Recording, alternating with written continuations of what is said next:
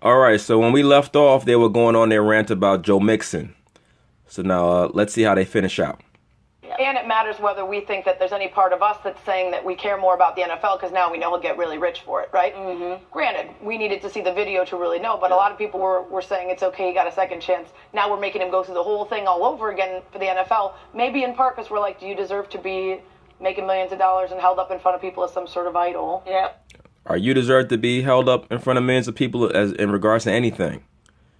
Are you a decent writer? Are you a legitimate commenter or commentator on society?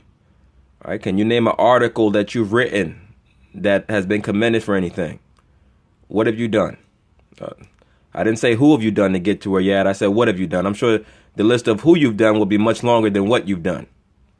Yeah, well, in many ways, deserves got nothing to do with it. It's what the market is. You should know.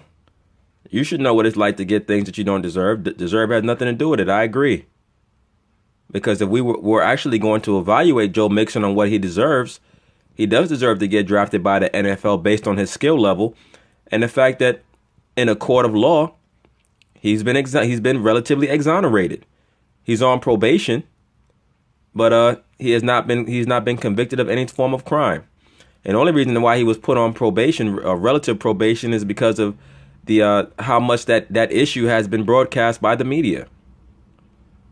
Is can you play? And the market has dictated he gets a second chance. And to me, it's what has he done? Like, what has he learned about this? And what is the league learning? Okay. That's cold word. When they say, what have you learned? What they're saying is that, are you back under proper indoctrination now?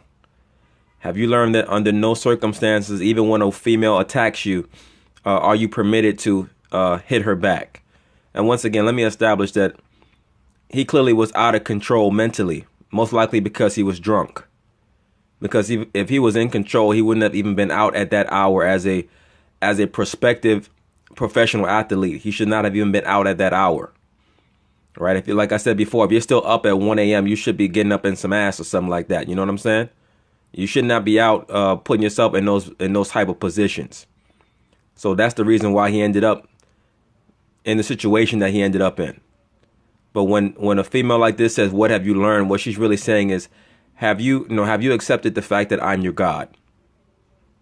Okay, because it can't just be all window dressing. Right. There has to be something happening that's different, so that if there is accountability when things like this happen, when he's a member of the league, that it's not just this kind of like, we're all going to pretend everything's going to be great. No, it's like, how are you helping him get into the league and to succeed, not just on the field, but off? And that's why the combine, we got to go. That's why the combine was problematic, so more coaches could have that opportunity to sit down, talk to him. It doesn't erase what he did, but I know Vance Joseph has his past, Kate, but I'm okay with somebody saying, you know what, I was impressed by him. Again, that doesn't mean that he didn't do an awful thing, but because he did an awful thing doesn't necessarily mean that he's susceptible to doing it again and again and again. Even the black man, Michael Smith, had to address what the lesbian said about the coach and how what he said is not valid because he got caught up in something 13 years ago. Now, I wonder if we were going to check her past for what she got caught up in 13 years ago, what we would find. And again, so. All right, ESPN Radio, 9 to midnight. Yes, more of that. Nobody's going to listen to that nonsense. ESPN Radio, 9 to midnight. You know, as they put them on 9 to midnight, that's when all the games are being played. There ain't nobody's listening to their nonsense. Check it out. This guy. There's a little bit of you. I am. Anyway, this is another little afternoon show that I DVR'd. It's called The Jump. It's on ESPN. It stars another super liberal feminazi. I believe her name Rachel Nichols, and she oftentimes has two sidekick Negro males with her. This time she has Steven Jackson, a former player in the NBA, and a man of East African origin, so-called East African origin, who likes to put on the air of a black man of the captivity, of a so-called black man of the captivity. In other words, he likes to try to act like a Western or Western civilization black, but he's actually from East Africa, and I believe his name is Amin El Hassan. And he oftentimes makes relevant or good points. He had a history in the NBA as a scout, I believe it was, and as an executive. So let's see what they have to say about this issue involving Becky Hammon. Spurs assistant Becky Hammon turning down an offer to become the head coach of the Florida women's team. Reports indicate she wants to continue to focus on becoming the first female NBA head coach. And you can see, whenever you see this stuff, and you could just tell by her body language, she just wishes that she was a man so bad. And a lot of that is the fault of a lot of males out there who are raising their daughters as males.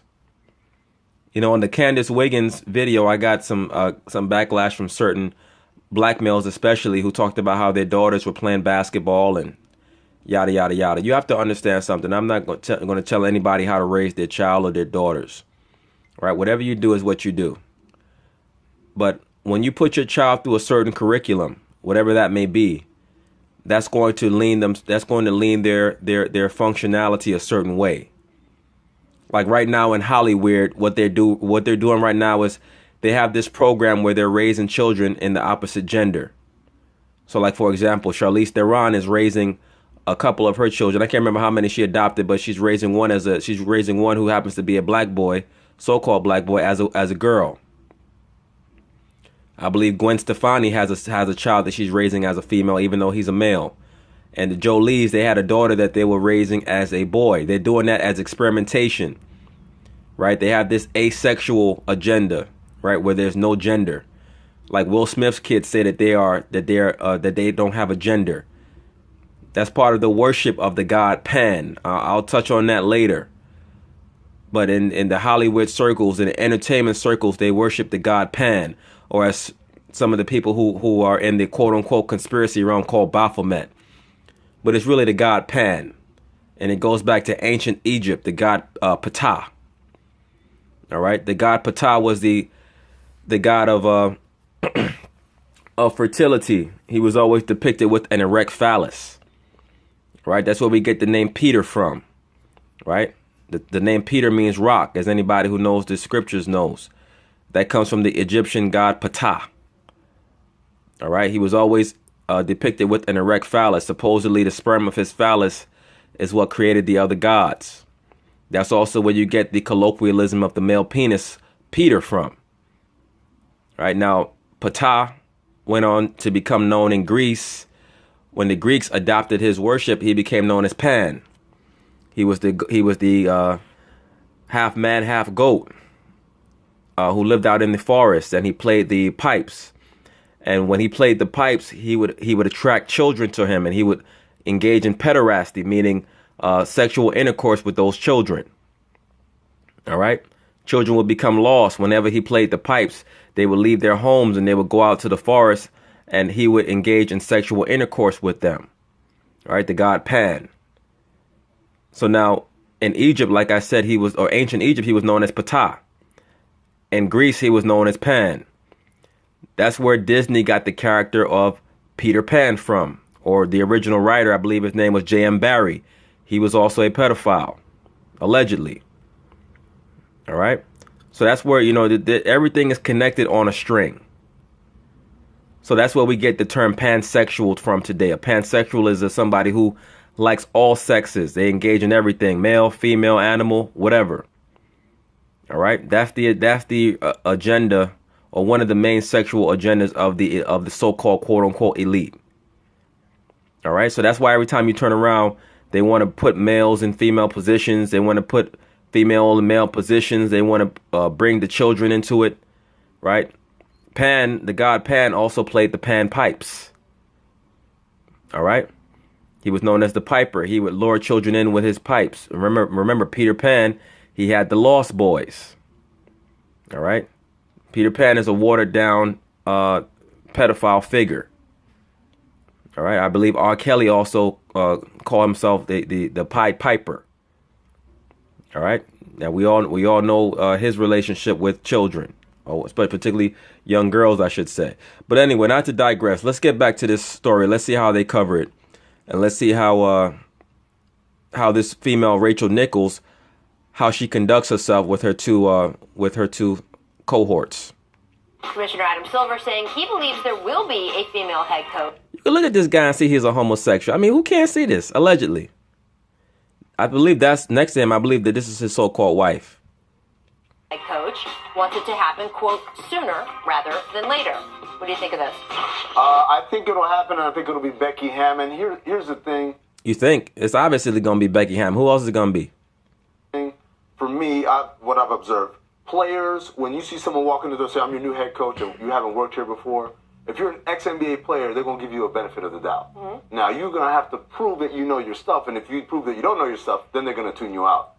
But for a non-ex player, regardless of gender or anything like that, usually you have to work within that organization, and guys will then respect you. So you think about guys like Eric Spoelstra, Mike Brown, Frank Vogel. These are guys that started as video coordinators, Alvin Gentry, and then worked their way up, finally building that goodwill and that trust from the players. I think Becky's got in a position to do it. But if you tell me like a head coach from college is going to come into the WNBA, I'd say no. Right, but Becky's in the middle there. She did not play NBA basketball. She did play professional basketball. Watch how emotional this female Rachel Nichols gets over.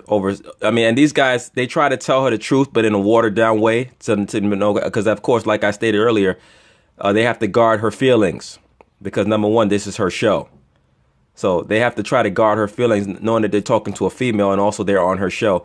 But they still tell her the truth, just in a watered down form, and still watch how emotional she gets. It doesn't matter. Quite well, by the way. It doesn't matter. They're always just, well, did you play in this league? But I don't haven't spoken to Spurs players. I don't agree with you. To them. Now notice he already said. Now Amina El-Hassan, if you don't know, is a former scout with the Phoenix Suns, a former executive with the Phoenix Suns. He's giving her some insight in regards to what he saw firsthand in locker rooms. Now she's going to pull the I spoke to Spurs players card as if because she's a media member, allegedly she has some insight into how they're going to interact with Becky Hammon, right? And she probably didn't speak to anybody. She's probably just talking shit. But watch what happens with their interaction. It seems to matter. Are you a baller or not? I mean, what would you think? Well, if any woman is going to be a coach, it's going to be Becky. Right. If any woman is qualified, it's going to be Becky. Right. In other words, she's the only one who has a right to get the job. You see how he said it? He said if any woman is going to be the boss or going to be the coach, pardon me, it's going to be Becky. In other words, he's saying she's the only one who even nearly has the credibility. Right. I think as far as the only problem would be you have a lot of players that's making the most money that they've ever made in the NBA. Mm-hmm. So how are you going to tell a guy that's making 25, 30 million that he made the wrong play, he just sit down coming from a woman? I think guys, it's going to be harder for guys to respect her. Is she ready? Yeah. If she can do it, yeah. But I just think the guys and their egos it's going to be hard to accept that because these NBA players have big egos, and it's going to be hard to accept authority. Now he's trying to tell her the truth. Watch how emotional she gets again. From her. I think it's the other way around in the NBA, especially. This is a league. They don't respect the coaches now. Well, I was going to say. That's what I was about to say. This is a league where you have, who do we see in the stands? We see the moms, right? Once again, like I stated, I think it was in part 1 of this series. These liberal females, they try to use the mother card as a mind control mechanism.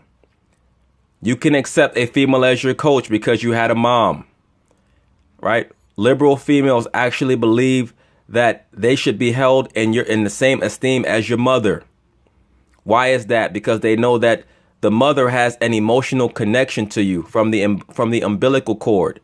They want to have the same prestige in your view as you have for your mother. That's a mind control technique that a lot of liberal females use. While you listen to your mother, you should listen to me. Right? It really is an insult to a man's mother that the average female thinks that you should view her like how you view your mother, as an authoritative figure. Right? Mm-hmm. This is a league where players respect their mothers. I see that over and over again. And we see with the stars of this league how they talk about women and how they respect women. Yes, because, the stars of the super liberal NBA are going to get on TV and tell you the truth about the groupies and about the gold diggers and so on and so forth. Yeah, that's going to happen. I think that this league is more ready for a female coach than any other. Well, what would we expect you to say? Well, the NBA is not ready right now. Maybe in a few years. And I think that Becky's playing experience does come into play here. But I don't think it's a playing experience. If it was just her, she played overseas and now she's going to be on coach. Playing experience, we'll be talking Lisa Leslie, exactly. Cheryl Swoops. It's because well, we know that they're not going to hire a so-called black female coach for the NBA. All right.